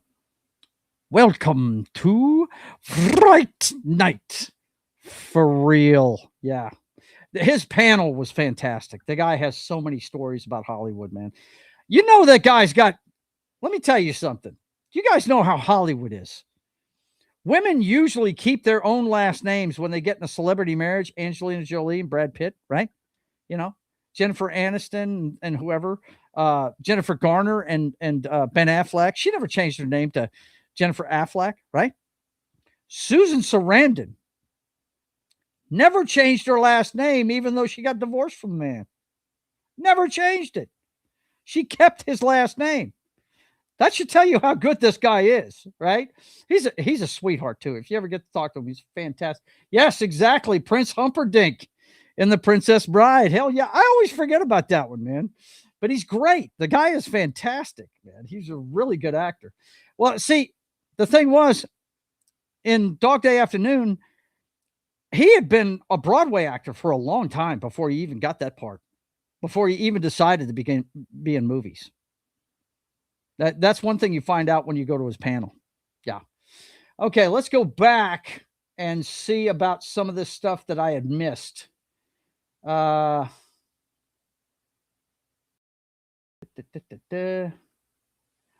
that's where he asked me to play the trailer again. Let's see. Vince says she's gorgeous. Yeah, with makeup, filters, and touch-ups. Magazine covers. Look, man. Did you watch House of the Dragon? She was the superior actress for that character. If you ask me, I don't like the chick that plays her as an older person. I don't like her at all. I loved Millie Alcock's version of it. Thought she was fantastic. Really. Fieldy says, hopefully Supergirl won't disappoint. The DCU is just getting started while the MCU will be undergoing some soft reboots next year. Yeah, that's exactly what all this is with Doomsday and Secret War. And the latest that I heard out of Secret War, besides the fact that they're trying to move the date so they can get some IMAX weeks in before, well, at least if they go with December 11th, that's only 1 week. They're only going to get a week of IMAX screenings. But because I think Dune comes out on the 17th. I think I could be wrong, but we'll look it up here in a second. Look, how was costumes? Fieldy's gone, by the way. He's got to do some homework, but I've already chronicled. I was cautiously optimistic until I saw the trailer, and it's the same stuff all over again. Look, you remember when Superman came out? Now, the guys that really dig Superman enjoyed that movie. The rest of us wanted to see more of a Christopher Reeves take, more of just Superman. And we got Superman and his band of friends, his crazy friends from the Justice Gang. If they'd have named that movie Justice Gang, I would not have been upset about it. And I tell you, the second time I saw it, knowing what I was in for, I enjoyed it more. I did not enjoy it the first time I saw it because I was expecting a Superman movie and I got the Justice Gang. And look, say what you want. Do you remember Corn Sweat from that movie? No, you remember Mr. Terrific. That's what you remember for that movie. And this is going to be the same thing. You're not going to remember Millie Alcock's Supergirl.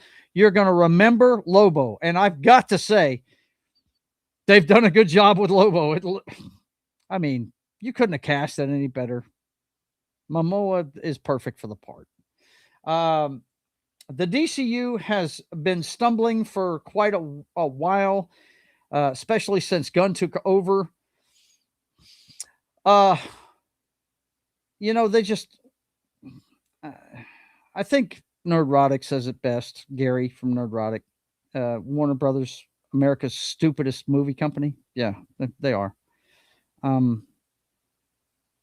They should have, whether you liked the Snyderverse or not, they should have let him finish his films. We all know what happened with Dawn of Justice. We all know what happened with that.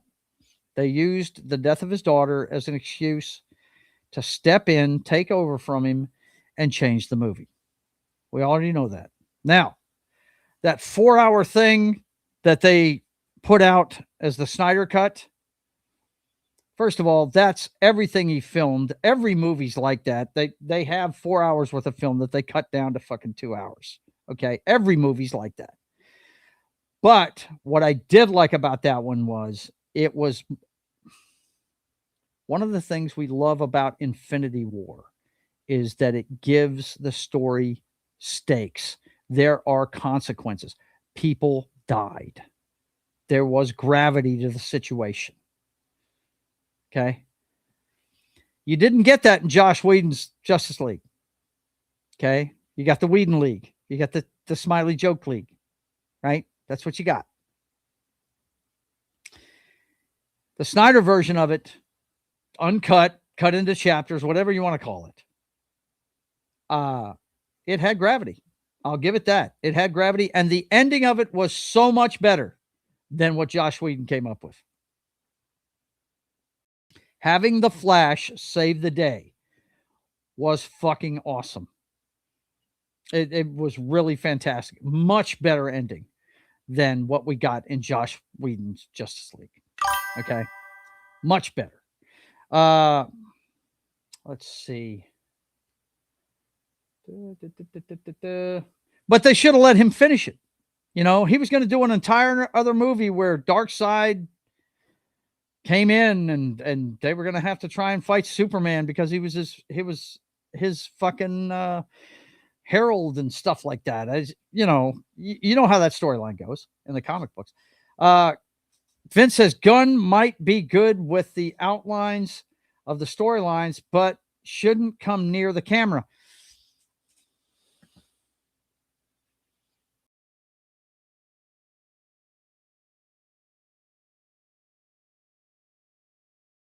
I agree when it comes to Superman with the Kryptonians characters. I agree with you there. He shouldn't touch Batman either. Or Wonder Woman. He shouldn't touch the Trinity. Yeah, most of it, he shouldn't. Suicide Squad, he's perfect for. He's perfect for Suicide Squad. Okay? I like the first Suicide Squad. I loved Gunn's Suicide Squad. I thought it was great. the first season of Peacemaker was great. I enjoyed it. The second season was so bad.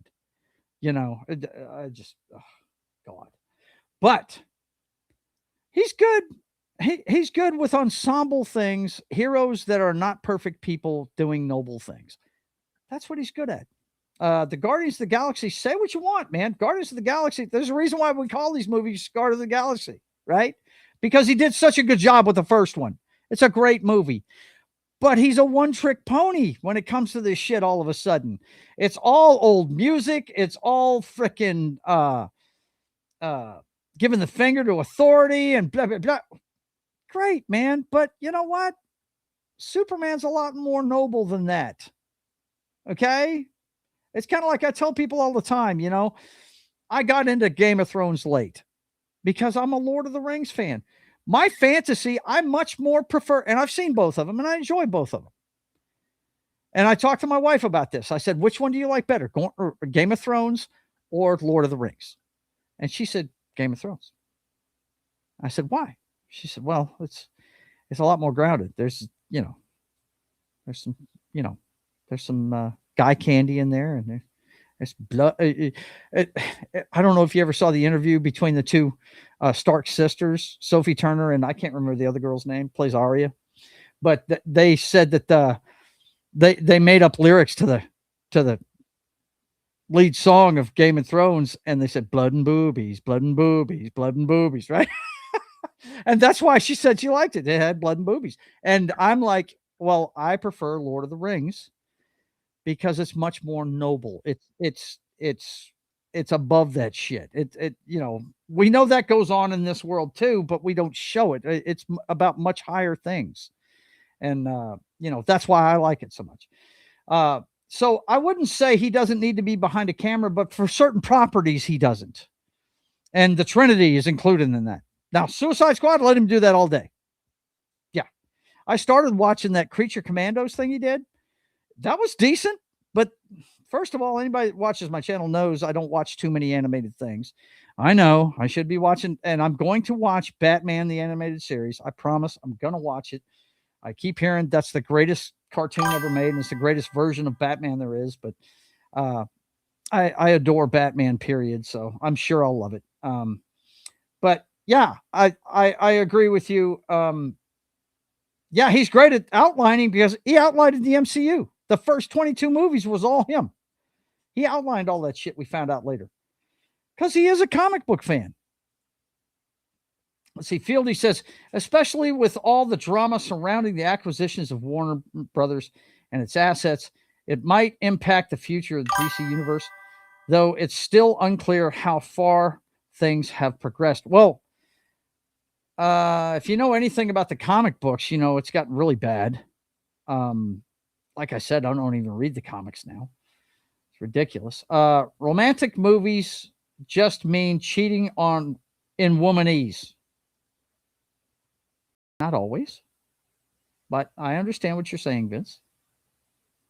I understand what you're saying.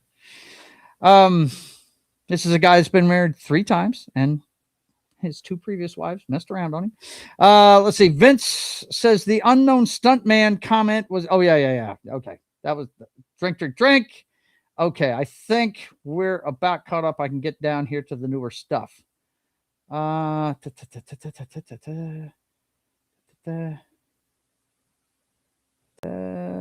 on. I'm catching up, guys.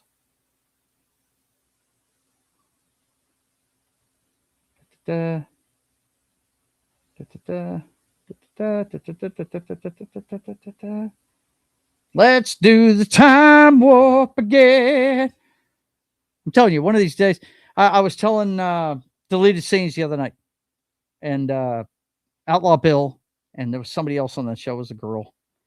They were doing karaoke last night. I said, one of these days, man, and it's coming soon. I mean, I've got some things in the works right now that are going on here at the house, and I'll be able to do more and different shows coming up. But yeah, I want to do some karaoke. I can sing. I'm decent at singing. I'm not a killer by any means, but I'm decent.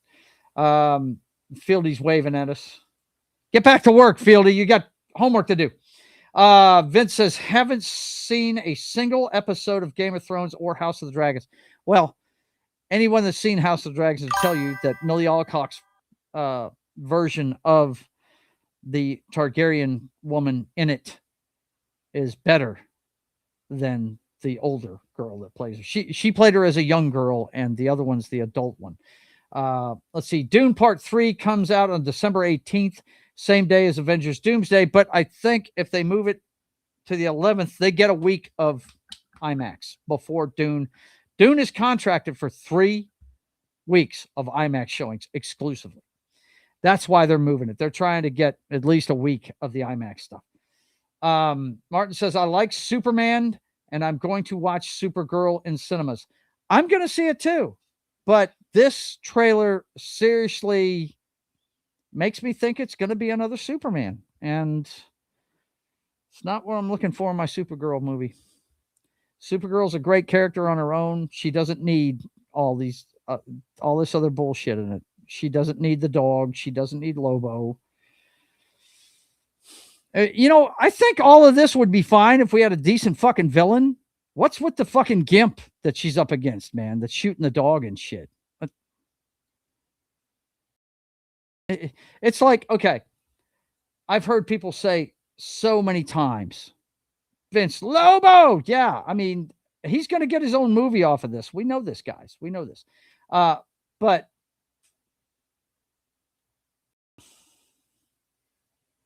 me get a thought back going here. Shit, I lost it. Okay. And Guy Gardner from Superman. Yeah. Guy Gardner from Superman. Yes. Didn't Steppenwolf die? Yes, he died. He died in both versions, actually. I mean, well, you didn't see him die in the Whedon version. You didn't see him die. No. He went into the boom tube. That, by the way, if you don't know this, those of us that play DC Universe Online and that read the comic books know that that's called a boom tube. That friggin' tube-looking thing that transports him everywhere he goes. The last we saw of him, he was being attacked by his own minions, right? And then the boom tube showed up and sucked them all out, right? So he probably didn't die in the Whedonverse. But he died bigger than shit. He got decapitated in the Snyder Cut. He got decapitated, no doubt. Don't forget this October. Fielder, you're supposed to be doing homework. What is this? Don't forget this October, Digger, a film, is directed by Alejandro G. Oh, God. I can't pronounce that. You guys read it. Starring Tom Cruise, remains an iconic action star known for intense stunts worldwide. No doubt, Fieldy. I'm a huge fan. Anybody watch this channel knows I'm a fan of anything, both Tom Cruise and spies. So I'm a Mission Impossible nut and love all of that shit. And yes, I'm thank you for the heads up about that one. I want to see that if it's got Tom Cruise. Vince says, Daniel, I can't even pronounce his name. Melchior? Ratchet 2, The Suicide Squad. Ratcatcher 2, The Suicide Squad. Yeah, that was good stuff. You didn't enjoy that movie? I did. But that's a ragtag band, right? That's that kind of movie. Lord of the Rings is aspirational. Game of Thrones is black-pilled. You're absolutely right, Martin. That's right. It is. No doubt. I love Lord of the Rings. I like Game of Thrones. I think it's cool. Oh, my God. Go watch it. Watch it now. Okay. What were you talking? I'm behind in the chat. I apologize, guys. I don't know what that one is about. Hey, everybody. Oh, check it out. It's Keely Chow. Everybody, good morning from Hong Kong. It's good to see you, man. Everybody saying hi to Keely. Happy Easter. Of course. Yes, Keely. It's good to see you. Everybody saying hi. Yeah. The Duckmaster in the house. Millie Alcock should play Princess Bean in a live-action version of Disenchantment. Don't know what that is. Myself, I just don't know. Disenchantment. What is disenchantment? Let's find out what disenchantment is. Hang on, let's bring up the screen again so we can hit all and talk about disenchantment.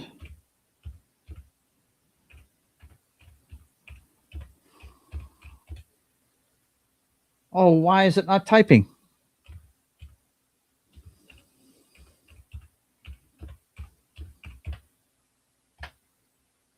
So season 5, TV series. Whoa. Okay. No, should play Princess Bean. Oh my God, is this Princess Bean? What is this? TV series, 5 years worth, it looks like. No. Yeah, that's about 5 years, maybe 6. Princess Tybini Bean is annoyed with her imminent arranged marriage to Prince Merkheimer. I don't know if I'm pronouncing this right. Then she meets Lucci, a demon, and Elfo, an elf, and things get rather exciting and dangerous. Really? Netflix original series. Looks like it's done by the guys that do The Simpsons. Is what Matt Groening. Yep, there he is, right there. Sure as shit. I'm a fan of Matt Groening. I'm a fan all the way back to Life in Hell, if you know what that is. Yeah. The birthplace of Bart Simpson, which was the first member of The Simpsons. Okay, I'm going to have to check this out, Martin, because I'm a fan. I am a fan of Matt Groening. I really am. I did not know that existed. Of course, I told you I don't keep up with cartoons, so I don't know. Fieldy says, one of the countries with the earliest time zones in the world is New Zealand. Right now, it is 12:40 p.m. there. Really? Wow. Okay.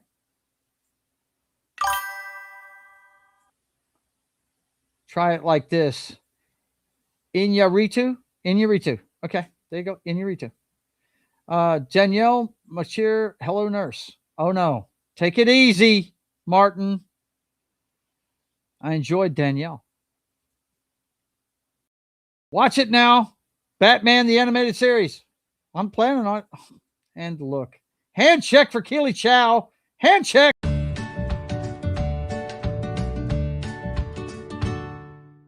Wow, I'm behind in the chat. Okay. Shit. Simpsons got stale years ago. Yeah, but Groening's cartoons are really what was great, man. Really. Okay, am I all caught up? I am all caught up. Oh, some bitch. All right. And we're pretty close to the end of the show. Well, that's perfect. All right. Well, I got a new thing I need to watch. You guys go check out this Matt Groening Netflix thing. Let's see if it's any good. Is it a comedy, Martin? Is that what it is? Most cartoons are comedies, so I have to imagine that's a comedy. Disenchantment. Okay. I'll have to check that out. I might have to give it a few minutes. But anyway, boys and girls, we're all caught up. Anything else you guys want to talk about? If not, we're going to go ahead and head for tonight. I didn't mean to have Supergirl take up all the conversation, but like I said, it's a comedy. Yes, Martin says it's a comedy. Okay. Look, all I'm saying about Millie Alcock, this stuff with the memes and everything, none of it's her fault. She's a good-looking chick. I was hyped by the casting. I think she's a good actress. The story is what I don't like. And look, this freeze frame of her, boys and girls, there's only one person to blame for this. That would be the special effects and makeup people.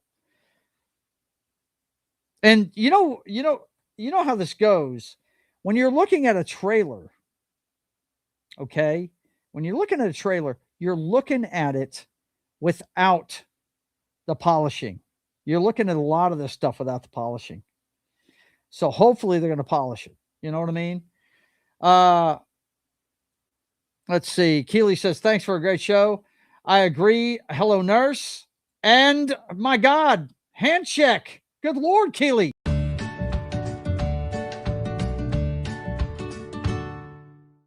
Hydrate, son. Good Lord, you're going to dehydrate. Jesus Christ. Take it easy. See, look, you made me say that on freaking Easter. Oh, sorry, Lord. I have to do that all the time. Every time I curse him. Sorry, Lord. You know, I ask for forgiveness instantly. I can't handle it. Let's see. She is 25, but looks 45. Yeah, but if you see her on set and stuff, she has got a cigarette in her mouth all the time. She smokes all the time. I like Millie as an actress, and yes, she's beautiful. However, I still think she's miscast as Kara. Well, yeah. I mean, hey, we've all got opinions, man. We've all got opinions. I think the perfect casting for Supergirl ever was this one, Melissa Benoist. She looked just like Supergirl. You know what I mean? I did not. Here's what I don't like about her version of Supergirl. Everything's great except the lack of yellow in the symbol. That's the thing I don't like. I don't like the blue inside the shield. I never liked that. It's like they just embossed it on a blue shirt, and I don't like that. I like the traditional red and yellow symbol. So let's see. China is looking to ban filters for social media. Ban filters? Oh, well. Have fun. China does their own thing. You know, it's kind of like Groundhog Day when they say the groundhog comes up and goes, okay, we're going to have 6 more weeks of winter, but Louisiana, you do what you do, you know, because it just flails wildly around here. It's a meme around here. But same thing with China. We're thinking about, improving filters, but China, you do what you do. Yeah, whatever you want to do, you go for it. Vince says, you are forgiven of the other Lord. Yeah, for sure. I know. I'm human. Let me tell you something. And I think I mentioned I was going to say this before. I was out of the church for a long time. Always been a believer. What I got sick of was hypocrites. Okay. Anybody that doesn't understand that we're all sinners, there's nothing we can do about it. We're in the flesh. This is the test. Where we're at right now in this plane, this is the test. Okay. This is where you have to improve yourself. All right. You're going to be tested every day. The quicker you figure that out, the better off you're going to be on this plane of existence. All right. This is why forgiveness and asking for it's so important. And I mentioned this earlier in the show. You can always come to the Lord through Christ and be redeemed. I try like hell to do the right thing every time, but yeah, I'm human. I'm going to slip. I got tired of hypocrites being so judgmental. And then I was sitting there one day. I'm a member of what they call Gamanon. Every one of these anonymous programs has an Anon program, which is a 12-step group, but it's for people that are in the addict's life. If it's Alcoholics Anonymous, the family members of that alcoholic are in Al-Anon. In my case, I'm married to a compulsive gambler. I'm in Gamanon. Okay. And I'm in a Gamanon meeting.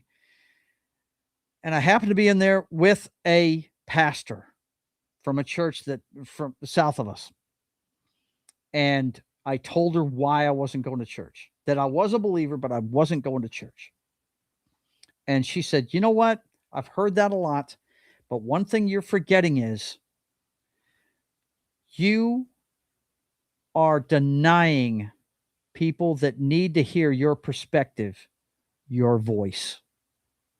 You're denying people that are having to listen to those same hypocrites. She agreed. There was hypocrites in the church.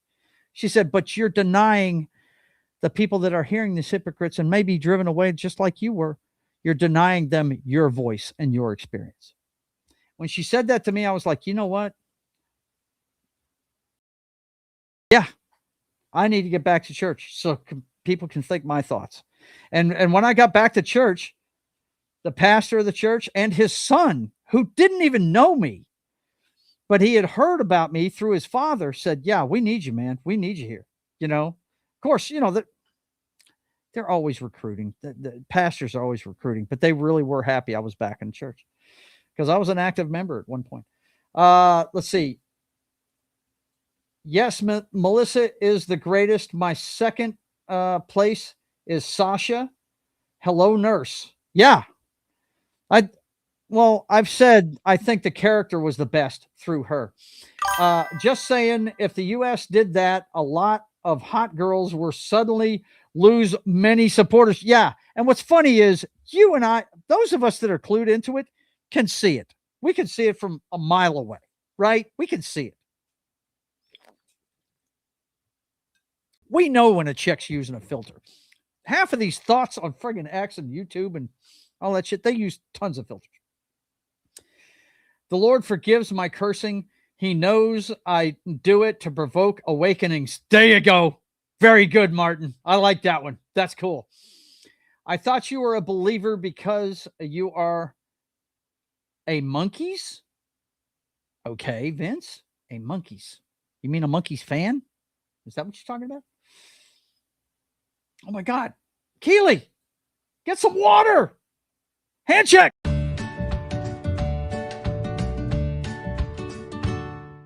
All right, boys and girls. Now that you've heard the philosophy of Joe, it is time to hit the road. Thank you guys for being here. This is your cue, Vince. Put your final words up there while I tell everybody what's going on with the channel. Of course, you've seen it all show. Go by joesatmosphere.com if you want a commission. Go by Joe's Atmosphere on Subscribestar to see everything Privateer. And go by Amazon Kindle Atmosphere Comics to see the 0 issue of the Privateer. Okay.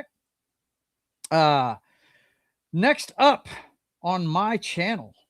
Well, actually, no. The next time you'll see me will be tomorrow morning at 10 a.m. Central Time for Military Monday over on Pop Culture Minefields channel. Martin, who is in the chat. Damn, excuse me. Will be there.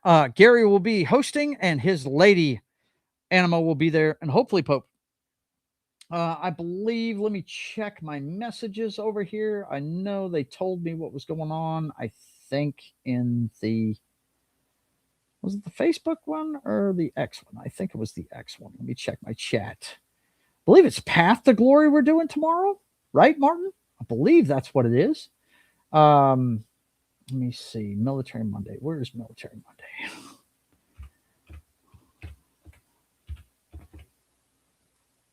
I think that's where it was. No, I guess it was the Facebook one. Guess it was the Facebook one, but I can get there pretty quick too. Hang on. Here is the Messenger. Okay. Oh, hell with it. I think it's Path to Glory. It's the pilot for the pretty sure it's the pilot for the television show. And Martin will correct me in the chat if I'm wrong, but I believe it's called Path to Glory. We're going to be doing that one. We always talk military TV shows and movies on Monday mornings at 10 a.m. Central Time on Pop Culture Minefields channel. So be there or be square. Let's see. Did he just tell me what that was? Let me see. The chat comes up. So yeah, Call to Glory. Okay. I'm not Path to Glory. Call to Glory. We're going to do the pilot for the television show. So you guys come check that out. Tomorrow morning, it's Craig T. Nelson week on Pop Culture Minefields channel. Okay. And then Monday afternoon at 3:30 p.m. Central Time, it's time to head to That 70s Rock Fans channel as we get into some Expedition 33 at 3:30 p.m. Central Time. That's right. Way too many threes all in a row. 3:30 p.m. Central Time on That 70s Rock Fans channel. I'm going to give him as much hell as possible as he plays some Expedition 33. And by the way, Martin says the Green Goblin did nothing wrong. Of course he did. And he says, I got to go. My planet needs me. So there you go. Of course, Martin is always welcome here. He was on last night. If you guys missed our watch party for The Fury last night, you missed a good time. We had a blast watching The Fury last night. It's one of my favorite movies, and it was a lot of fun. You guys, the watch party is still up there. You can actually start the movie at 15 minutes in and see our comments. And then we talked about it for about an hour afterwards. So you guys go check that out whenever you feel like it on the replay. And, but yeah, Brian De Palma's The Fury is one of my favorite movies ever with Kirk Douglas. But Martin was with us last night. He decided to step in there. And speaking of Martin, tomorrow night at 6:30 p.m. Central Time, after I'm on That 70s Rock Fans channel, we will be working together as one on A Way Out. We begin the playthrough of that tomorrow night on Papa Joe Gamer After Dark, video games, cocktails, and fails. So look forward to that, boys and girls. Tomorrow night, 6:30 p.m. Central Time, right here on my channel. And then, of course, it's back over to Pop Culture Minefields channel this Wednesday afternoon for the matinee at 3 p.m. Central Time. It's a Craig T. Nelson movie. Let me see if I can find it real quick. I think she sent it to me on the Facebook page, but you know what? Every time I bring up the, hang on, maybe I can get on my phone, and I don't have my phone with me. Okay. It's a Craig T. Nelson movie, 3 o'clock in the afternoon. Gary will be hosting. Anima and Martin will be there, and we might have some others. Mephisto shows up there sometimes. Pop Culture Minefields channel this Wednesday. Osterman Weekend is the one we're doing this Wednesday. So look forward to that. This Wednesday at 3 p.m. Central Time over on Pop Culture Minefields channel. Then my favorite show of the week comes up every Wednesday at 5:30 p.m. Central Time. You know what it is. It's State of the Atmosphere, the pop culture show where we give you all the pop culture news. We'll be talking Super Mario Galaxy and why it's become such a big hit. Plus all the other pop culture news, all the stuff that's in the works for you. And we're doing a episode by episode review of Monarch Legacy of Monsters.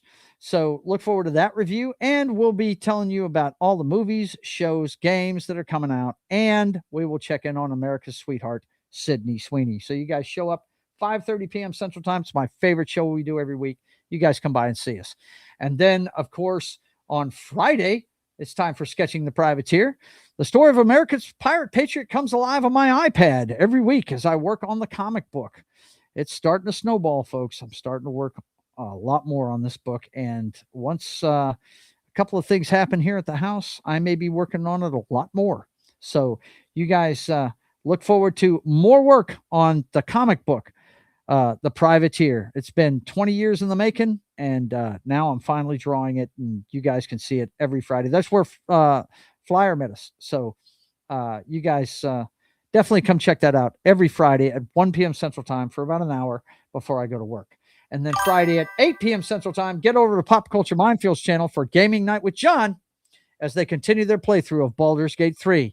That's Martin, Knock, and John, all members of my panels. They play together on Pop Culture Minefields channel on Gaming Night with John every Friday at 8 p.m. Central Time, and it's a hoot. They are a lot of fun to watch.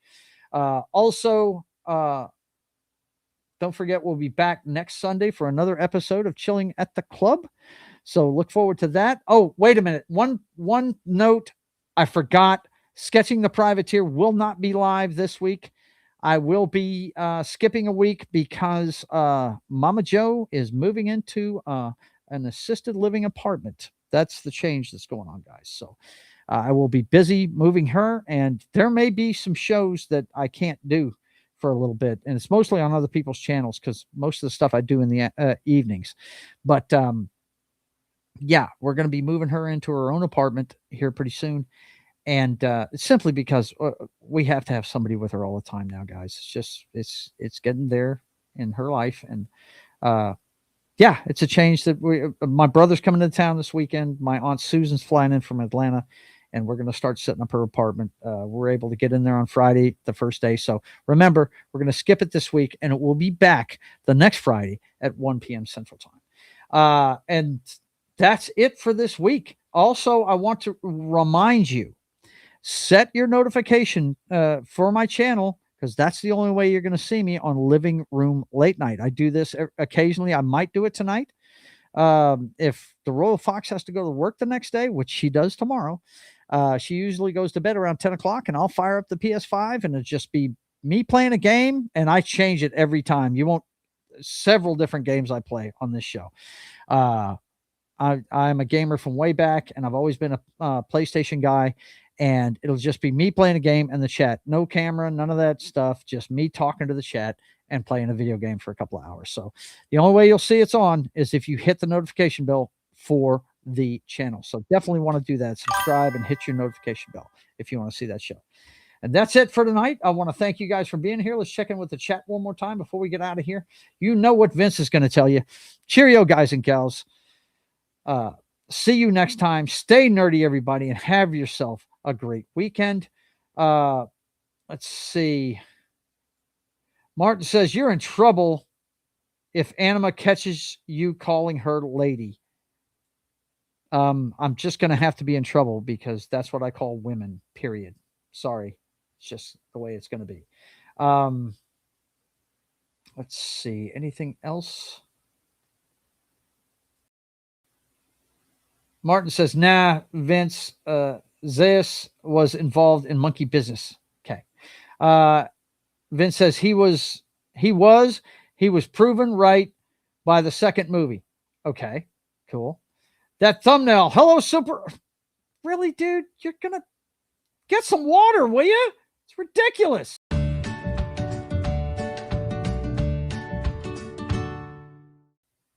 Keely's crazy with this shit. It saddens the heart if you see the flame of life slowly going out. Buddy, yeah. It's, you know what? We're all headed there. And I told myself this a while ago. I told my wife this years ago. I said, don't be surprised if she ends up on our doorstep one day. And it happened last year. And she fell recently. You guys know the story. And my wife told me, I mean, she's an RN nurse that worked in rehab for many, many years. And once that happens, that's when things start to fall apart. And that's the way it's going. And she's got to have somebody around her all the time. I haven't left the house except to go to work since her fall. I spent a week with her in the hospital. She was at a rehab for almost a month. And I was over there every other day. And now that she's home, she just can't be left alone. I can't take the chance of her falling again. The impact is way too much. So, you know, we're trying to, my whole goal, and I told my friends this, Martin knows this, everybody that I stream with knows this. My whole goal is to make sure that my mother's final days are as fulfilling as possible and, you know, as stress-free as possible. So I've taken over bill paying, everything. Yeah. And so that's the way that's going. Vince says, I had the same thing happen to my mom. She has been gone now for nearly 16 years. I am blessed to even have my parents around. My father's still alive and he's 2 years older than she is. He's turning 85 this year and she's turning 83. So I'm blessed to even have him, guys. I really am. So that is it for tonight. You guys, I hope you had a great Easter. And I hope that you guys, you know, what's going on in the world, it's above our pay grade, guys. But speak out. Say what you think. Yeah, you know how I feel about it. If you watch this show, you know how I feel about it. We should have done what they're doing in Iran. The day the 66th hostage came back in 1981 and put his foot on American soil, we should have done this then. So I have no problem with that. But if you take out a leader of another country, that's a totally different thing. That's called regime change. I cannot believe that Tulsi Gabbard is still working for the U.S. government with this going on. I can't believe that's going on. And if you saw what President Trump said today on Truth Social, you'll have to question whether or not he's Christian. You have to question. He was warmongering today on Easter. So, enough said about that. You guys take it easy. I love y'all. And until we see you again, I want you guys to keep on keeping on. God bless.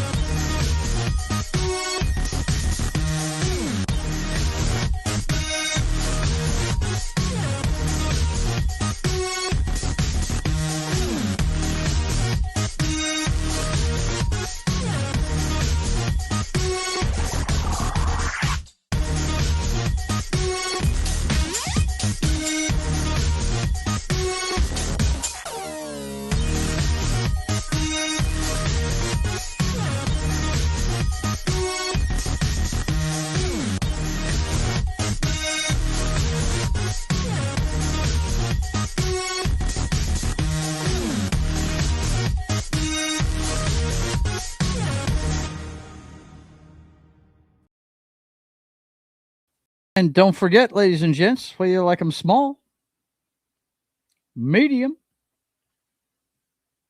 or large, Titty Tuesday begins on Sunday every week on Joe's Atmospheres channel.